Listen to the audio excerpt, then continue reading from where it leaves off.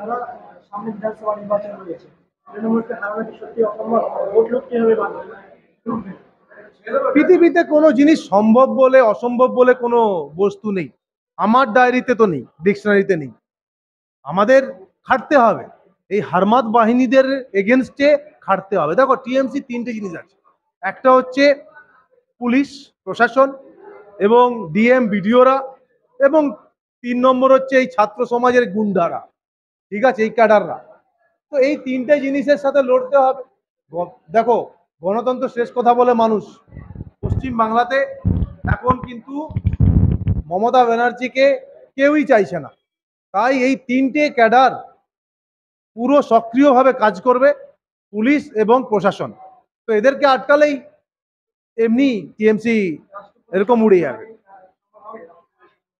দেখো, পশ্চিম বাংলাতে যে পরিস্থিতির মধ্যে দিয়ে যাচ্ছে, সেখানে রাষ্ট্রপতি শাসন তো হওয়া জরুরি আছে।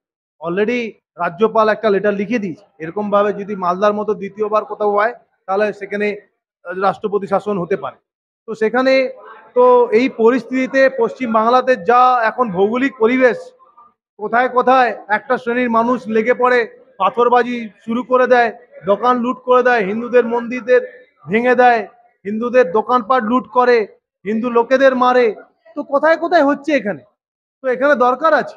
এবং পশ্চিম বাংলা যেদিকে যাচ্ছে, আমার মনে হয় না, আমার ভয় লাগছে। অবভিয়াসলি 26-এ ইলেকশন আসছে, এই মমতা সরকার ছেড়ে কথা বলবে না। এরা কিন্তু অবশ্যই এই ক্যাডারগুলোকে দিয়ে ইউজ করবে, এবং এই ক্যাডারগুলো কিন্তু খুব কুখ্যাত গুন্ডা বলতে পারো।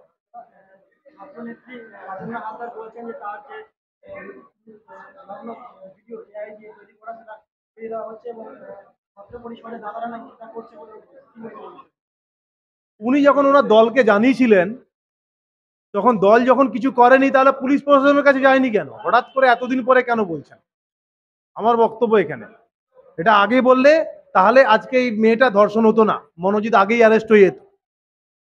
তো ওনার এটা আগে বলে দেওয়া উচিত ছিল। ওনার নেত্রীদেরকে জানানো হয়েছে, ওনার নেতাদেরকে জানিয়েছিলেন, কিন্তু কোনো কাজ হয়নি। যখন কাজ হয়নি, তো পুলিশকে জানানো উচিত ছিল। আর যদি পুলিশকে জানাতো, তাহলে এই যে মনোজিৎ যেভাবে করলো আজকে, তাহলে সেই মেয়েটার সাথে সেই জিনিসটা হতো না। সঠিক জবাবটা সেই সময় পেয়ে যেত পুলিশকে জানালে। দিলীপ ঘোষ 21শে জুলাই টুইস্ট আছে বলছে। হ্যাঁ, 21শে জুলাই শোনা যাচ্ছে দিলীপ ঘোষকে মঞ্চে দেখা যাবে।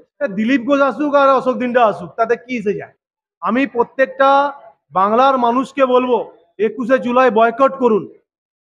21শে জুলাই দেখবেন পুরো সমস্ত মহিলারা আসবে ওখানে। এবং আমি বাংলার মায়েদেরকে আমি অনুরোধ করব যে আপনারা কেউই সেফ নয়। 1000 টাকার লোভে আপনাদের ইজ্জত দাওয়া লাগাবেন না। আপনারা 21শে জুলাই আপনারা বয়কট করুন, এই সরকার এমনি ধমকে পড়ে। ফের বিতর্কিত মন্তব্য উত্তরবঙ্গ উন্নয়ন মন্ত্রী উদয়ন গুহর। তিনি কোচবিহারের একটি বিধানসভা কেন্দ্রে বলছেন যে যদি একজন তৃণমূল কর্মীকে আক্রান্ত হয়, তাহলে 8টি কেন্দ্রে বিজেপি কর্মীদের পেটাতে হবে। কি বলবেন? না না, শুধু তাই বলেননি, উনি এটার সঙ্গে এটাও বলেছেন যেন একজনও যেন ভোটেতে কোথাও গিয়ে বসতে না পারে এজেন্ট হিসেবে। আপনারা পুরো ভিডিওটা দেখুন, এবং এজেন্ট হয়ে বসলে তাকে দেখে নিতে হবে, মানে বিরোধী শূন্য করে দিতে হবে। এটাই তো তৃণমূল কংগ্রেস।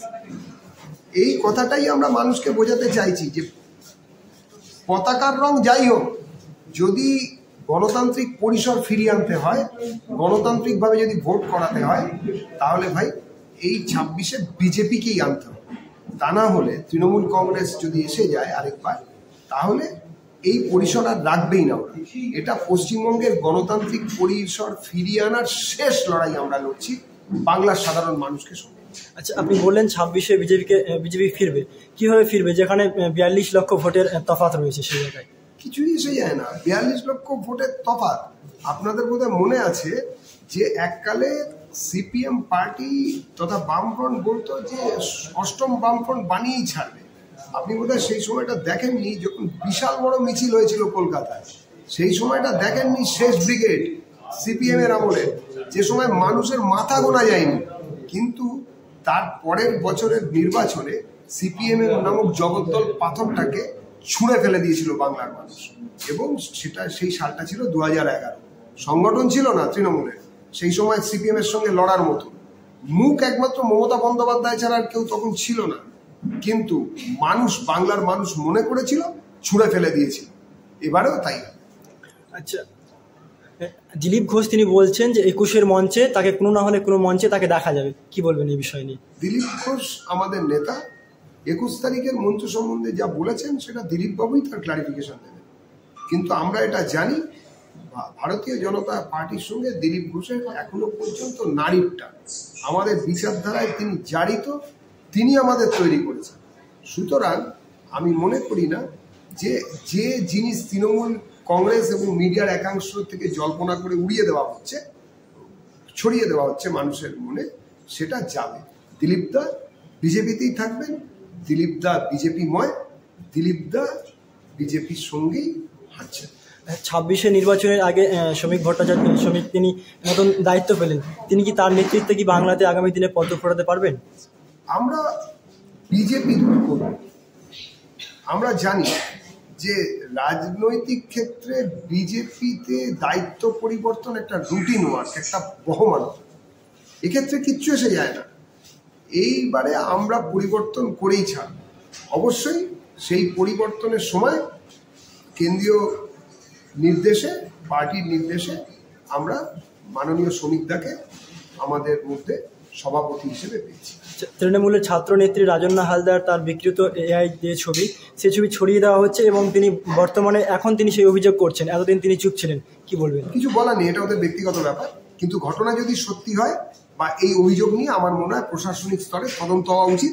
তা না হলে মেয়েদের ওপরে আরজিকর থেকে বা তার আগে থাকতে যত রকম অত্যাচার হয়েছে এবং এখনো হয়ে চলেছে ল কলেজ এবং বিভিন্ন ক্ষেত্রে, এ তো মারাত্মক ব্যাপার। এর থেকে বেশি ধর্ষক আমার কি হতে পারে?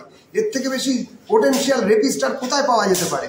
যেখানে কিনা ছেলেদের মোবাইলে মোবাইলে মেয়েদের নুড ফটো বেরিয়ে যাবে এবং সেখানে সেই মেয়েটিকে তার নির্দিষ্ট তার দল, যার দল ক্ষমতায় আছে, সেই দলে থাকাকালীন তার উপরেই অত্যাচার হচ্ছে। তাহলে যারা বিরোধীদের মেয়ে বা যারা কোনো রাজনীতি করে না সেই বাড়ির মেয়েদের কি অবস্থা? নিরাপত্তা আজকে কোথায়?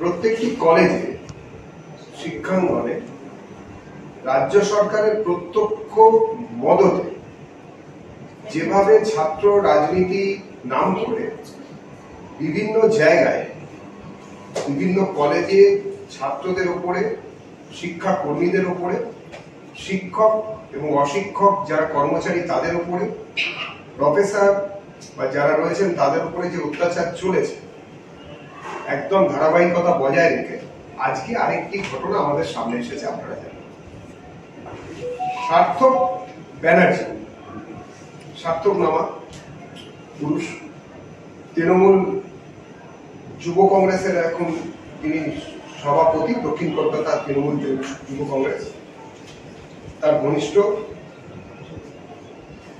আশুতোষ কলেজ। এটা একটা অদ্ভুত ব্যাপার, আমরা দেখাতে পারি যে প্রতিটি কলেজেই এরকম অশিক্ষক কর্মচারী হিসেবে নিয়মকে বুড়াঙ্গ দেখিয়ে কার্যত প্রচুর পরিমাণে এরকম অশিক্ষক কর্মচারী নিয়োগ হয়েছে, যারা সবাই তৃণমূল কংগ্রেসের কর্মী। শুধু তাই নয়, তারা সেখানে পৌঁছে পুরো সিস্টেমটা, পুরো শিক্ষার যে পরিবেশ তাকে তার কমপ্লিট তৃণমূলীকরণ করেছে। এবং শুধু তাই নয়, শিক্ষার এই জায়গাগুলোকে সরাসরি টাকা রোজগারের একটা ব্যবস্থায় পরিণত হয়েছে। কসবা গণধর্ষণ কাণ্ড, যা এখন মিডিয়া বহুল চর্চিত, তার মূল অভিযুক্ত যিনি বলে যাকে দেখানো হচ্ছে বা দেখা যাচ্ছে, মনোজিৎ মিশ্র, তাকে সামনে থেকে পেছন থেকে সব রকম সহযোগিতা যদি কেউ দিয়ে থাকে, নাম উঠে আসছে সার্থক বন্দ্যোপাধ্যায় বা সার্থক ব্যানার্জি। কি হয়েছিল ব্যাপারটা? আমাদের কাছে সরকারি পোর্টাল থেকে বাংলার ভূমি যে সরকারি পোর্টাল, যাতে কিনা আমাদের কার নামে কোন কোন জমি কোথায় রেজিস্ট্রি হয়েছে সেটা সরকার, পশ্চিমবঙ্গ সরকার যেটাকে তথ্য যার মধ্যে দেন, ইনপুট হিসেবে দেন, সেখান থেকে দেখা যাচ্ছে এই ছেলেই বলবো, যথেষ্ট ছোটই বয়সে, একদম মেটেরিক রায়, ধূমকেতুর মতন উত্থান। বোধহয় লিপস অ্যান্ড বাউন্ডের সঙ্গে এই উত্থানের তুলনা করা যেতে পারে। নিজের নামে কালীঘাটে একটি ফ্ল্যাট, নিজের বাবার নামে কালীঘাটে আরেকটি সম্পত্তি, মায়ের নামে কালীঘাটে 3টে সম্পত্তি, নিজের নামে যাদবপুরে 2টি ফ্ল্যাট এবং একটি গ্যারেজ, বাবার নামে উদয় শঙ্কর সরণি, আপনারা জানেন সব থেকে পশ এলাকা, গল্ফ গ্রিনের কাছে, সেখানে 2টো ফ্ল্যাট, মায়ের নামে আমতলায় 2টো ফ্ল্যাট, মায়ের নামে উদয় শঙ্কর সরণি মানে ওই সেই গল্ফ গ্রিনে আরো একটা ফ্ল্যাট। একজন কলেজ ক্লার্ক যিনি 21-এ চাকরি পেলেন, সেই চাকরি মাইনে যেখানে 17 থেকে 18,000 টাকা, খুব বেড়ে যেতে হতে পারে। 2020 সালের শেষ দিক থেকে 2021 সাল শেষ হতে না হতেই কোনো লটারির টিকিট তিনি পাননি, তিনি কোনো অন্য কিছু পেলেন না, কোথা থেকে সোর্স অফ ইনকাম কেউ জানলো না, কিন্তু তিনি 12টা 1 ডজন সম্পত্তির মালিক হয়ে গেলেন এখনো পর্যন্ত। মানে 1 ডজন গল্প পাওয়া গেছে, এরপরে আরো 1 ডজন, তারপরে আবারও 1 ডজন, এরকম পাওয়া যাবে কিনা, পাওয়া যাবে না, তার কোনো গ্যারান্টি দেওয়া যাচ্ছে। কোন নির্দেশিকা না মেনে এইরকম জায়গায় জায়গায় গভর্নিং কমিটির সদস্যদের নিয়োগ করেছেন মাননীয় তৃণমূল কংগ্রেসের কর্তা ব্যক্তিরা। নন্দীগ্রাম সীতানন্দ কলেজে অস্থায়ী কর্মী হিসেবে এই একই রকম ভাবে সুমিত মন্ডল বলে একজনের নিয়োগ হয়েছে। এবং এই প্রসঙ্গে আসার আগে আমি দেখাতে চাই যে এই 21 থেকে current status of the owner, যেখানে টাইপস অফ প্রপার্টি এবং স্ট্যাটাস অফ দ্য ওনার, যেখানে গভর্নমেন্টের পোর্টাল, নাম আর অ্যাড্রেস সহ, এই সার্থক ব্যানার্জি তিনি সর্বত্র দেখেছেন, সর্বত্র এইসব সম্পত্তি ক্রয় করে তার নামে, তার বাবার নামে, তার মায়ের নামে আছে। এগুলো আমাদের শিক্ষা ব্যবস্থা, এই টাকার উৎস, এবং কিছু জানতেন না মাননীয়, এটা আমরা মনে করছি না।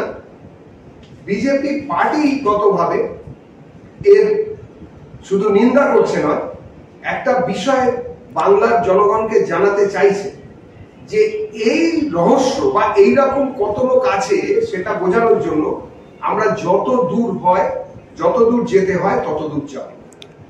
এই একই রকম ভাবে সার্থক ব্যানার্জি মনোজিতের সূত্র ধরে বা একই রকম ভাবে লাইনে আমরা আগেই বলছিলাম যে নন্দীগ্রাম সীতানন্দ কলেজের অস্থায়ী কর্মী, টিএমসিপির সভাপতি ওই এলাকার সুমিত মন্ডল, তার নিয়োগ হলো। হুগলি উত্তরপাড়ার রাজা পেয়ারিমোহন কলেজ, সেখানেও টিএমসিপি সদস্যদের ঢালাও নিয়োগ হয়েছে। 2016 থেকে এ পর্যন্ত 10 জন টিএমসি কর্মী সরাসরি নিয়োগ পেয়েছেন। কোন রকমের নিয়োগ সংক্রান্ত যেসব নির্দেশিকা আছে তার তোয়াক্কা না। বসবার পরে কাকদ্বীপ কলেজ, সেখানেও এই একই রকম বিতর্ক দেখা দিয়েছে।